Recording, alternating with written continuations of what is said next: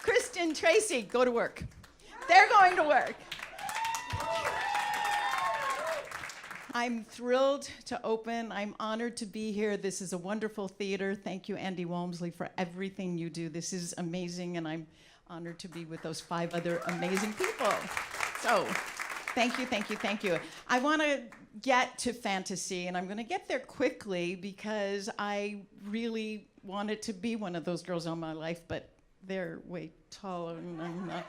And I have on high heels, and I still look at their belly buttons when I give them notes, so it's terrible. I started as a dancer in Detroit, and just a little girl with like bottle caps on the bottom of my shoes because we couldn't afford tap shoes, and I'm just going like down the streets of Detroit like that and making noises, and that's what I wanted to do all my life, was to dance and make noise. And I was blessed to be able to have good training, and we kind of moved every year. They raised the rent and we moved, but I always went to a dance class. So I went to St. Louis, did the St. Louis Muni Ballet, and did theater in St. Louis, and the love of theater has never left me. And we had to move to Los Angeles, and my dad was from Cleveland, and my last name was Anita Kleinman. If anybody remembers Mo Kleinman from Cleveland, and we were not part of that family, so to speak, but we got great treatment in Vegas. So every year, since 1956, we drove to Vegas for every vacation, every single week of our life. And my brother went to dental school because my mom could play poker and blackjack, and I could dance and help send my brother to dental school. So Vegas is my home. It's my second home. I live in Los Angeles. I've raised 2 kids as a single mom, and I did television. So I was able to travel. I've ran into people tonight. I'm honored to be here with Nicole Kaplan. I was telling her husband, Graham, who's in a fabulous show here, Jersey Boys, I actually directed and choreographed Frankie Valli in 1974, and I never told him why I was puking backstage all the time. I was pregnant. So I wanted to get that off my chest tonight, Nicole and Gray. So I'm going to move quickly to, I went to Fairfax High School, walking down the street past CBS. Anybody from Fairfax High School? No. We never won a football game. I was head cheerleader for 3 years. Try that. We never won a football game. So walking past CBS every day down Fairfax, I one day saw a line of dancers, because you could tell dancers, and they're standing in line with their leg over their head, stretching. And I said, "What are you all doing here?" And they said there was an audition. I walked into the parking lot. I stayed for the audition. I was 17. I got it. There were like 1,500 people. There were 6 girls and 6 men picked for an NAACP closed circuit special that Steve Binder was directing, who later brought me on to the Elvis Comeback special. Steve is a brilliant director. Choreographed the Tammy Show, one of the best rock and roll 1964 shows ever put together, TAMI. And I met people there. I got the job because I could dance, and I was just blessed. I learned from there how to go to auditions, and I quickly became a choreographer's assistant on an Elvis film that Jack Baker was choreographing, and I was an extra in the party sequences, and you're doing all that stuff. And while I was at CBS and working on that, I got to meet the choreographers for Jerome Robbins, and I did West Side Story. And it was before any of you were born. And West Side Story. So I was the tomboy. And I'm going to say something, because this is Vegas. They had to strap my chest down. And I danced like terribly hard every night, and I thank Jerome Robbins every day for my 3 knee surgeries, because that was the hardest show ever. But I did the national tour of West Side for them, and that's where I met Walter Painter, Jimmy Hibbert, a lot of great choreographers, and I went on to do Elvis and became an assistant choreographer, because while I was on the Elvis film, you weren't allowed to choreograph your own. You weren't allowed to be choreographed because you got an extra $8 a day. It was called a bump or a whammy or something if the choreographer told you what to do. So you were in a film. So I made up my own routines, because I kept saying, well, Elvis is singing the same song. It was Screen Extras Guild. You call up every day and they tell you where to show up. And I was MGM, and they said, an Elvis movie, okay. So I make up my own dance routine. I said, well, he's doing the same dialogue and the same songs. They're just moving cameras around. So I did like four ponies, 4 swims, 4 of everything. And the next day they said to me, Mr. Presley would like to talk to you. And I thought, I'm getting fired because I've made up my own routine. It's going to cost $8. And they said, actually, we loved your choreography and the editor was cutting around you. And I didn't know what that meant, but I said, I'm sorry. And they said, well, we would like to know if you could assist the choreographer, Jack Baker, on the next Elvis film, because we've been watching what you're doing. That was my beginning. I did all of his films. And learning did the television. I'm going to get to what happened then. I started doing television and learning cameras from Lucille Ball because Jack Baker was her choreographer. So I learned camera, film, 3-camera film editing, sound striping, everything. Glen Studios, I recorded. I did learn from Lucy, so I was lucky to be in the right place at the right time and make up for wobbles and jerks and ponies. Shindig, a great TV show. I was that silly one over there. And that was Ricky Nelson, but we're all still friends. The girls were we had our 50th Shindig reunion last year. 50 years, 1964, September. I kept lying about my age. I kept saying I was 18. I was 17 when I started doing all of this. I'm still lying about my age. But I made myself older then. But so I did everything, and I came to Vegas with Elvis, and now I'm going to get into Vegas. This is where I need it to be. Everything about it. I did films along the way. I just want to show you one film of Cool Ones. That's Terry Garr, but they gave me the lines. Okay, now how stupid was that? I did the dialogue, and there's Terry behind me. She's now phenomenal. And so I did so much performing just to keep paying my way to go to night school to learn how to do camera operating and editing. So I did all of that. Then I did TV.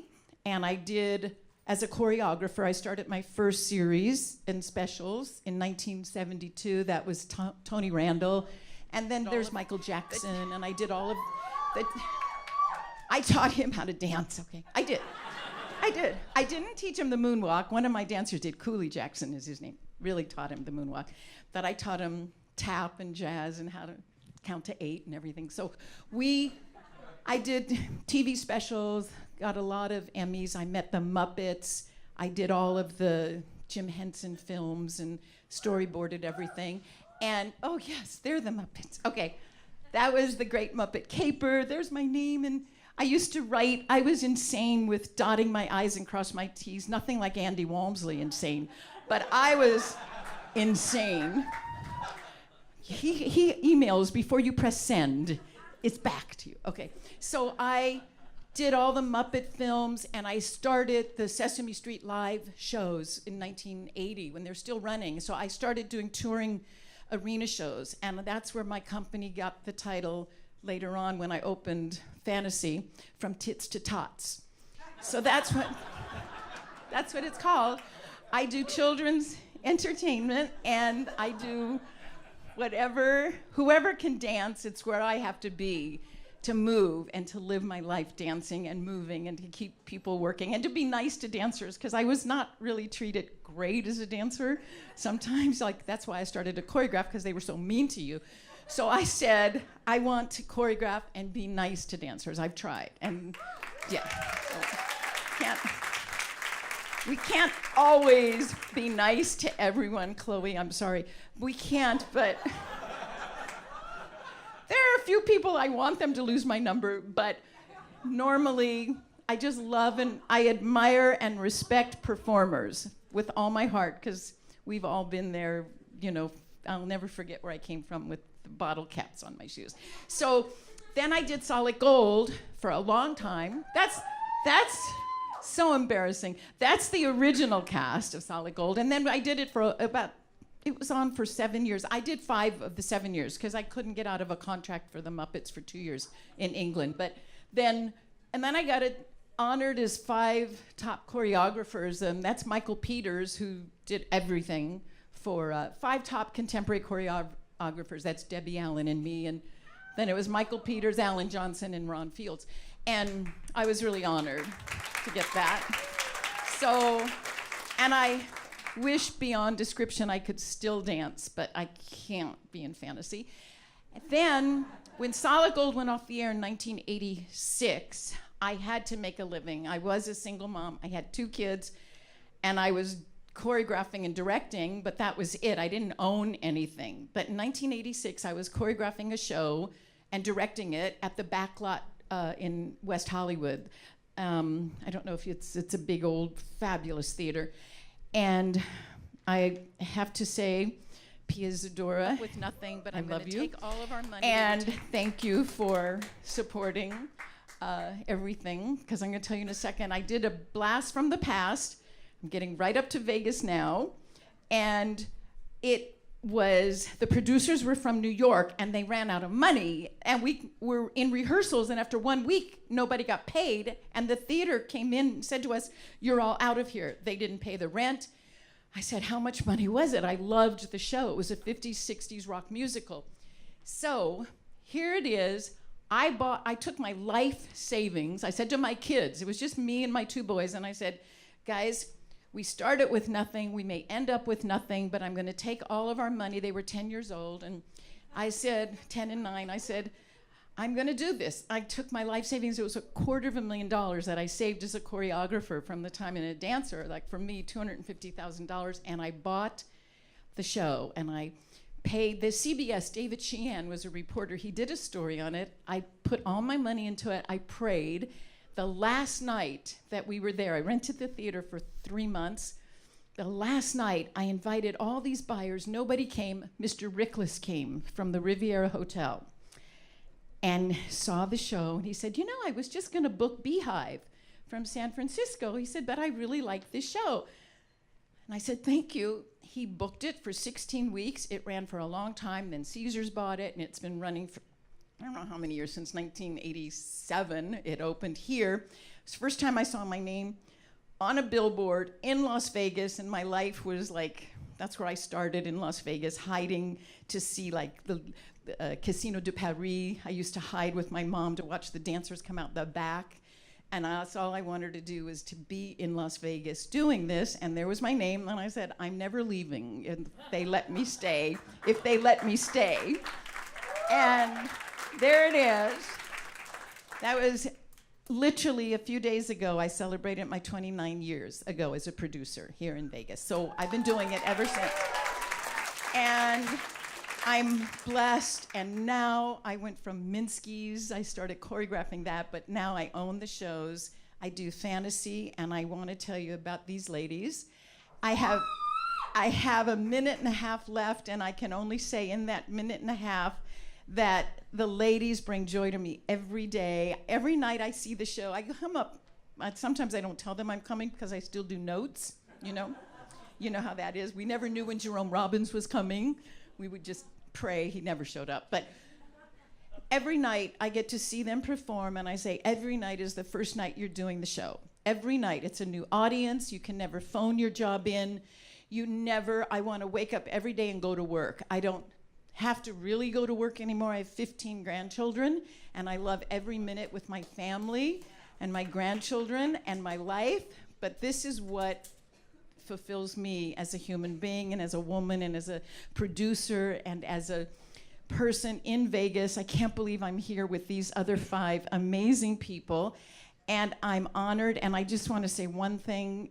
I love you all. My time has flashed. I'm just going to shuffle off to Buffalo.